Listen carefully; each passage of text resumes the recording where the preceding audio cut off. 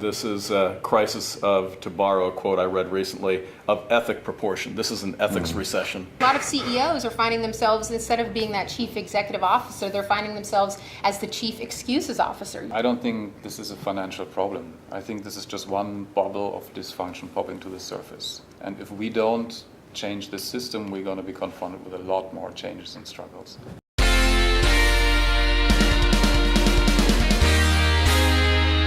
With the global economy in the tank, what part has business ethics played in creating this worldwide crisis?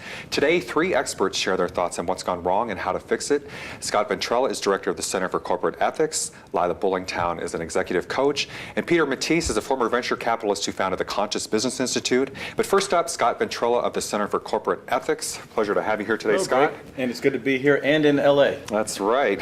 Sunny day today here in LA. So is this an economics crisis that we're going through right now, or is it an ethics crisis? Yeah, let me be clear. On the surface, most people would look at it as an economic crisis. But without a doubt in my mind, this is a crisis of, to borrow a quote I read recently, of ethic proportion. This is an ethics recession.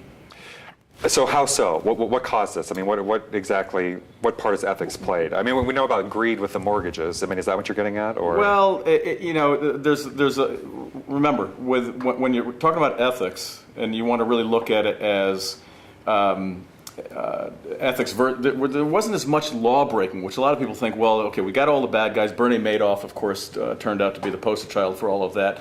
That clearly was breaking the law. That was what we would refer to at the center as a right versus wrong kind of an ethics. When people think of ethics, they think of right versus wrong, but rarely do they frame it as a right versus right.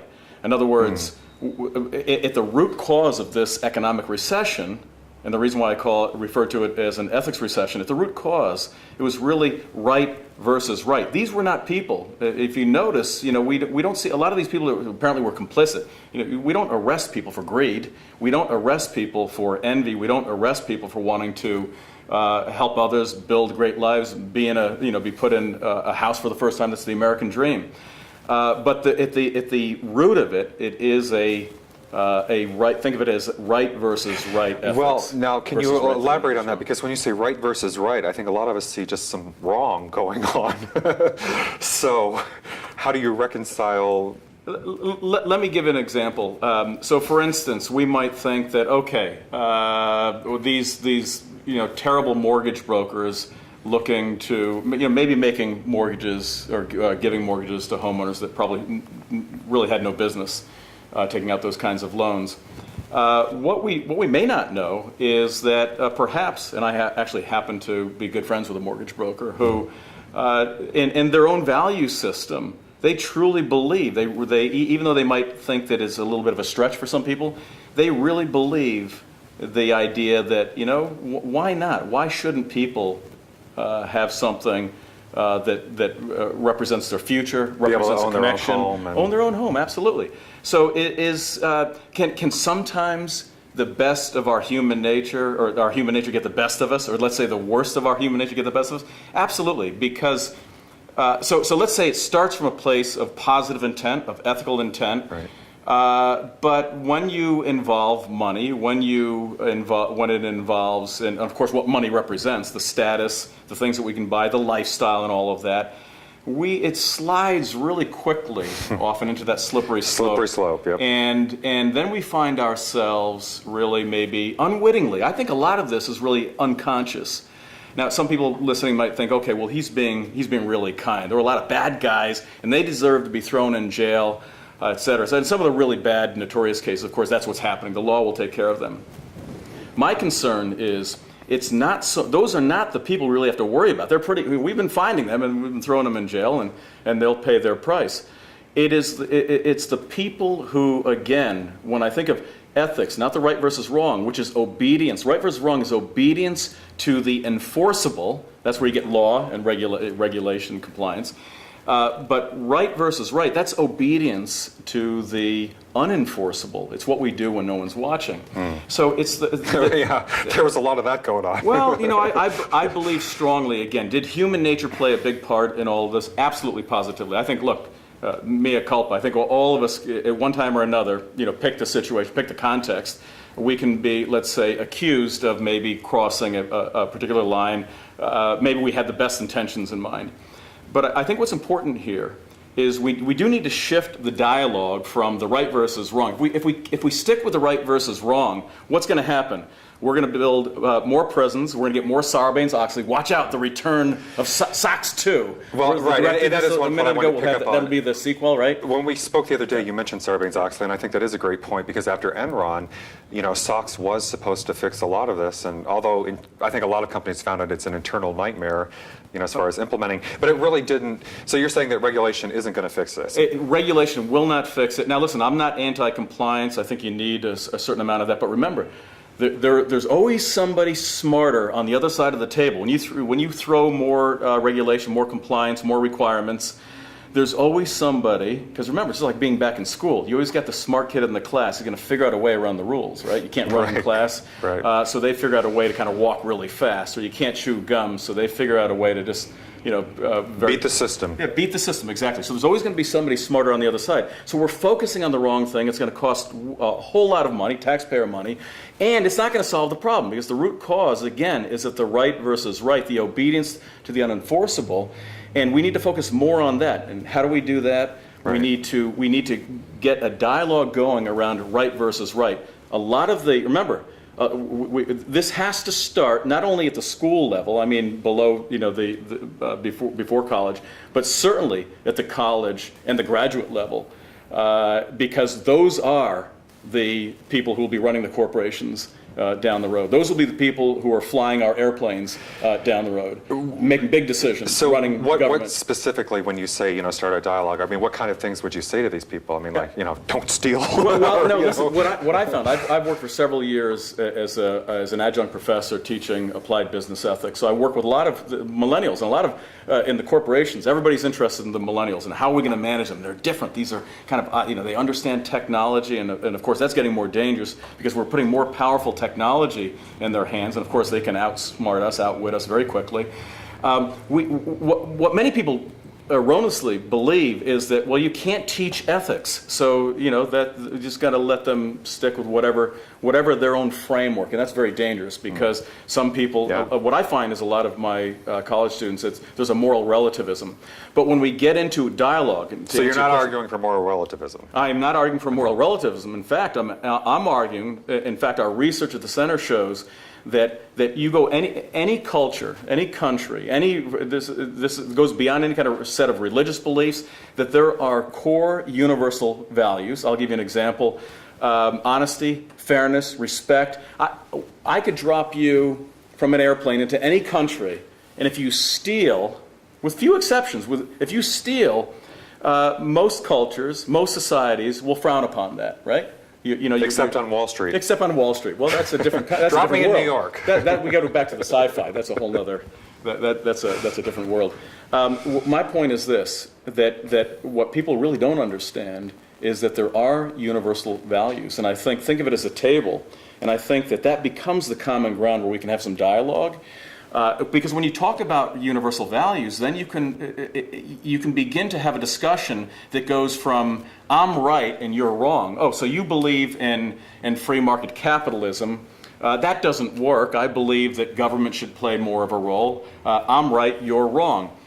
You believe that we should ship all the illegal immigrants back to Mexico because they're illegal. By definition, they're illegal. That's against the law. We should just send them back. I believe that the people we've allowed to live in this country, just hypothetically speaking, that the people that we've allowed to live in this country and have now and gained their livelihood and actually helped our economy, that, wait a minute, it's not right, this is right, that is wrong. It is right because for certain reasons, to allow them to stay in this country. It is also right for other kinds of reasons, maybe that there should be stricter guidelines, or some should have to go back to their country. Oh, I'm sorry, Scott. We're running out of time. I understand. But thank you very much. I appreciate it. Up next, Leila Bulling Towne. We'll be right back.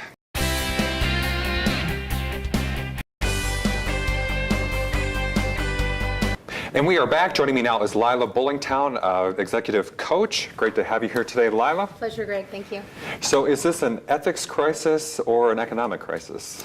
I think it's more on the ethics side, like Scott discussed, and the way I approach it is from the behavioral side.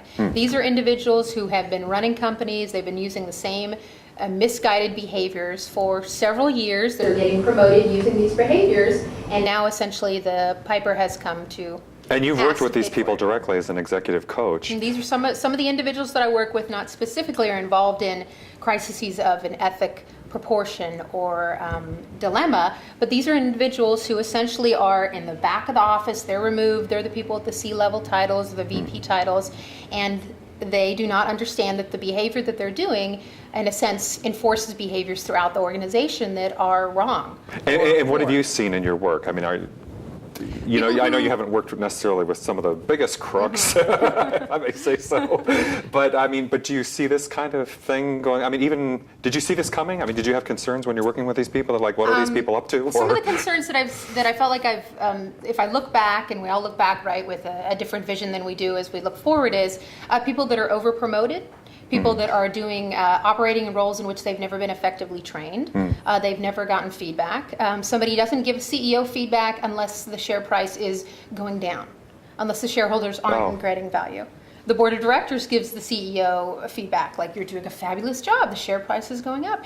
So as long as it's like the end justifies the means. Exactly. As long as, so that's how a lot of them have been operating, really not thinking about what does it really mean to be a leader? What does it mean to actually stand up and motivate and inspire people, and also think about the legacy that they're creating. Instead of creating a personal legacy, what kind of a legacy have I been creating for the company, for all of the employees, for the brand? Okay, so you're saying it's not just about shareholder value, that there really is something more about maybe integrity? It's about integrity, it's about employee engagement. There's fascinating information from the Gallup organization around companies that have engaged employee bases.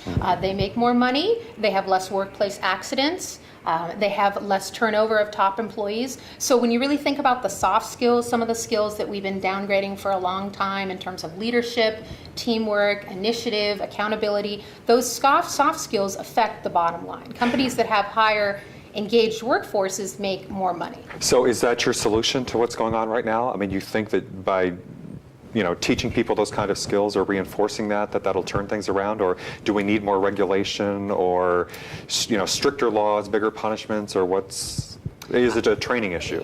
From my point of view, it's not necessarily just a training issue, but it's also looking at the accountability of the leader in charge. So I think the president did a fabulous thing at the beginning of this year, 3 weeks into his term, and he admitted that he had, quote, screwed up, end quote. So that kind of representation, that admission of guilt or a mistake, sets the example that it's okay to admit mistakes. So part of it is showing role models that are capable role models, and giving people behaviors on what to do differently. So a lot of what people have been doing may have been wrong or different, but they also need examples on how to do things differently. I think they usually only admit responsibility or that they made a mistake is like in the sentencing phase of the trial. Yes. All of a sudden they find God or suddenly become very sorry for what they did. Yes, and a lot of CEOs are finding themselves, instead of being that chief executive officer, they're finding themselves as the chief excuses officer. You're sitting in front of there and you have cameras glaring at you and this big microphone, and the Senate is grilling you, and all of a sudden it's very easy to toss out excuses. Granted, we also have to keep in mind, technically it's difficult for them to admit certain things. Right, the legal department's probably screaming, Exactly. So can you really do this, though, in these big companies where it's so focused on the here and the now or personal gain?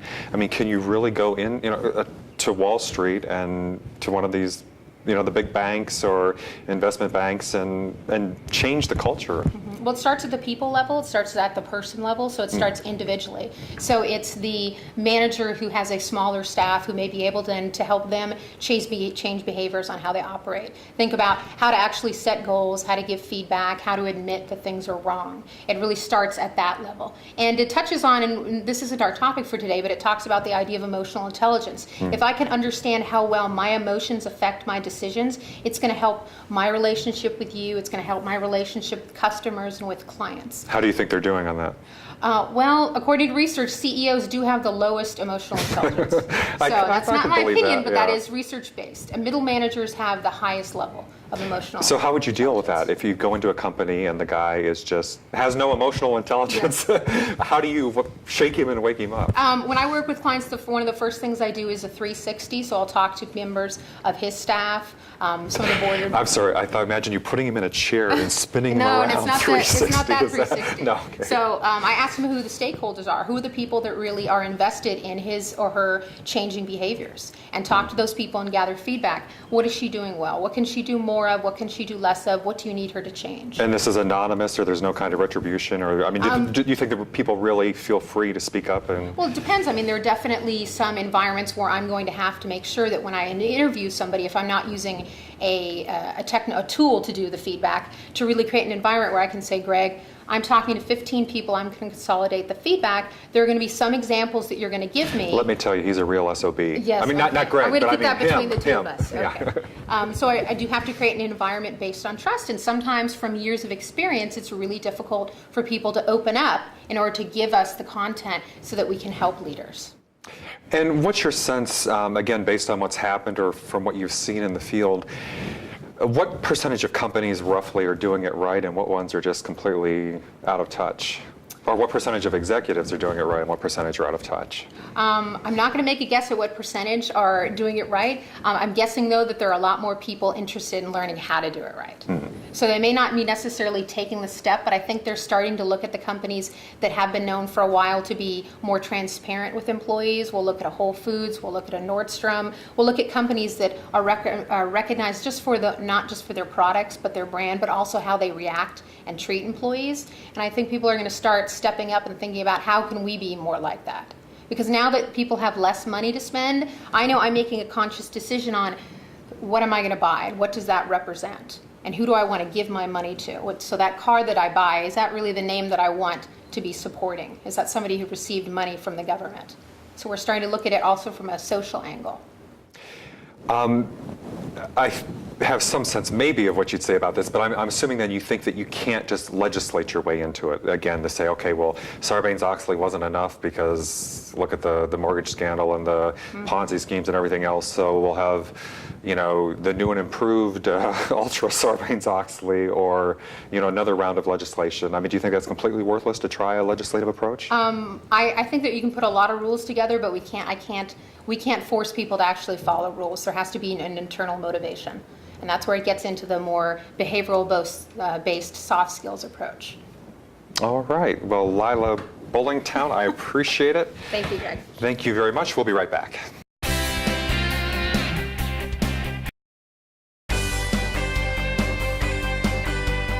And we are back. Joining me now is Peter Matisse from the Conscious Business Institute. Pleasure to have you here today, Peter. Nice to be here, Greg. So, well, I think you've been hearing the theme today, but is this an economic crisis or an ethics crisis that we're going through right now? It definitely, ethics plays into it. But if I think about ethics, it's really an abstract word for me. So when I get up in the morning, I don't really think about do I behave ethically or not. I bet you're going to have an interesting day then. Yeah, probably very boring. It's off to a good start. Very boring. We have to know that the crisis has been created by people which are the most intelligent people, probably the best educated people in our culture. They're the top 5%. And these people have come to a point in their life where they have made a decision. They're at a crossroads. And I think the question that we need to ask is why at this crossroads are they making this decision, although they know that it's not an ethical decision? I think that's the key question to ask. Scott earlier said right versus right. Is that how you see this? Is this right versus right, or? Yeah, I don't think right or wrong, blaming other people is going to get us anywhere. I think, and this is an approach that we've developed, is that it comes back to what we call the model of dominance and subservience. Which is? It's a Neolithic model which our culture is based upon. And if we can look at our governments and organizations and even private relationships between two people, they're mostly governed by this model of dominance and subservience. So there's one person dominant and a lot of people subservient to this dominator. And this is a lack-based model where we say we either have to be subservient or we have to get these resources, which in this case is money, in order to be in a dominant role. So when the decisions get a little tough and there's a carrot dangling in our face, Well, they've definitely been going for the money. Most of us go for the money. And so we have to look at this model and understand that this is driving many of our people at Wall Street, our government, and even everybody of us. So what do we do about it? I think the first thing that we can do is become aware of it. You know, when you see a plane in the air, suddenly you can't deny its existence anymore. So right now, most of these human behaviors that steer our society are there unconscious, and we are just pottering along. We don't know why we actually behave that way. But when we make it conscious that this model actually governs us, we can not only change it, but we can also hold each other accountable for it. Well, we're aware it's a mess. Yeah, it is. We've talked a bit about legislation, in some of the earlier segments. Do you think legislation has any part in this? I mean, if you just pass more laws or make tougher punishments, will that help? Not that way. Legislation, I think, is important because, again, we are at a crossroads. The pardon my French here, has hit the fan. And a lot of people are ready to walk away from this existing model, but I think the majority will still hold on to this existing model. So we have to put some legislation in place that I think needs to be created from people that are not in the same mindset that created the problems. So a lot of the people in the financial administration right now are the people that used to be at Goldman Sachs or in the problem creators. So you have kind of not the fox guarding the hen house, but the fox writing the laws about guarding the hen house. Yeah, exactly. So I think government intervention is important to some extent, but whenever you tighten a system, people will find loopholes, and that's been discussed in the earlier versions here. So people will try to sneak around. So I think it's really important to make people aware of their own human behavior so they can become accountable for it. Okay, so you do this at the individual level, not the organizational level? Or? We start on an individual level, and we obviously start with a leader. We have the saying in Germany, the fish stinks from the head. So it's a leadership problem at first. That's the American way, by the way. It's if you look at these big companies, it's always the guy who's the crook. I mean, going back to the Enron days, and then what do you do about it when the top guy is crooked?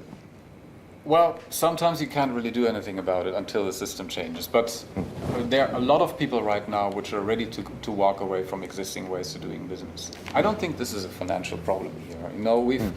Even if the financial crisis hadn't hit, I think the system is fundamentally broken. It only works for maybe 5% of our population. The remaining 95% of us struggle with money or with time.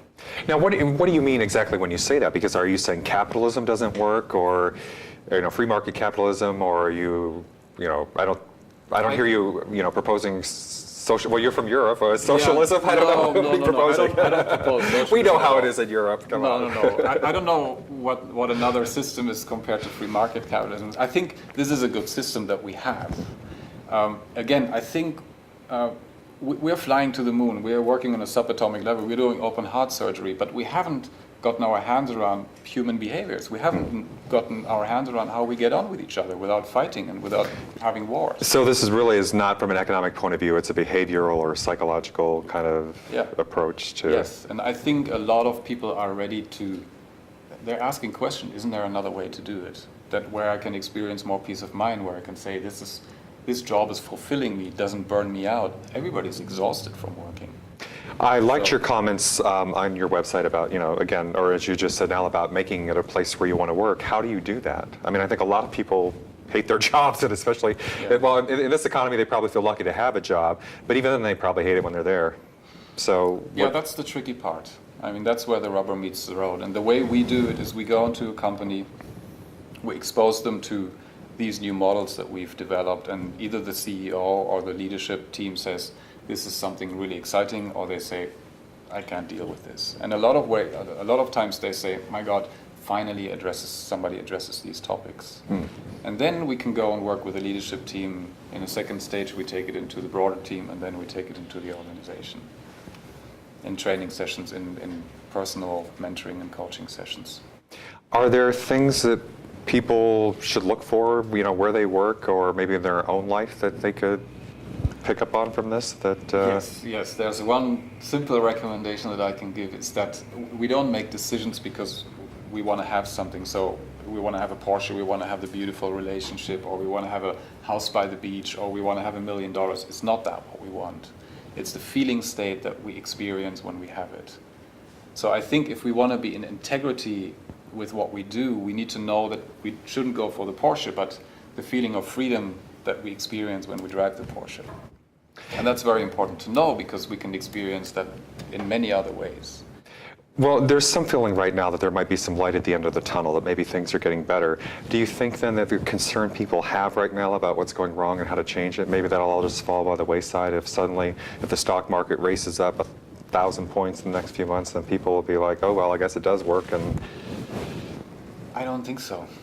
As mentioned, I don't think this is a financial problem. I think this is just one bubble of dysfunction popping to the surface. And if we don't change the system, we're going to be confronted with a lot more changes and struggles. well, thank you very much, Peter Matisse from the Conscious Business Institute. Thanks, everybody, for watching. We'll see you next time.